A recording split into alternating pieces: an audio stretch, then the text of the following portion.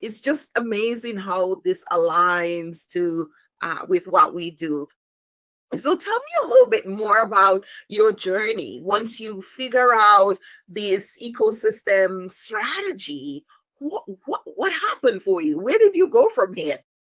Yes. So originally, what I was looking for was something to bridge the gap between, say, technology, which is sort of my domain, and speaking with senior leaders, decision makers, right? Those key stakeholders who may not be as familiar with technology. And this would apply to anyone who has expertise in a certain domain.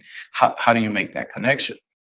So we have this human element, right? So there's going to be a certain amount of maybe bias. Sometimes there are hidden agendas you're unaware of, conflicting priorities. There's sometimes power dynamics that are going on, and you have to juggle all of those things and make recommendations and sort of find a way to push those recommendations forward because you understand that those are in the best interest of the organization or your team. And how do you do that?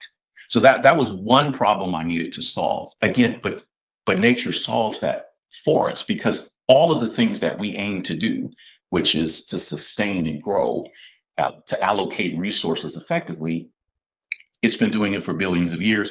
It does it every single day. As a matter of fact, as we're having this conversation, it's doing it right Yeah, now. absolutely. The second part was sometimes this is a little bit more difficult, especially from a technology point of view. The computer has parts, it just works, the parts fit together. It's a machine.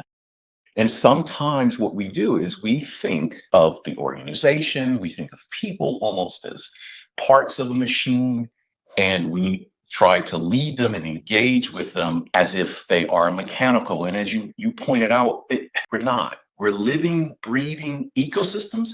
I mean, if you think about it, it's like nested systems within systems within systems, Ecosystem. right? And so you go, oh my gosh, well, the complexity around that. But here's the great part, the principles are the same. So when you learn the principles of the human body, of a forest, right, of a tide pool, it's the same principle. And I can carry that not just inside the organization, but also into my ordinary everyday life. So that's what I was looking for is one, how do you deal with those interpersonal relationships? Some of the things that we talk about now is burnout, and which is a big thing. People don't feel engaged in their work, and you start looking to nature for those clues, and they are absolutely sitting there because they are patterns that just repeat themselves over and over again across all the different ecosystems.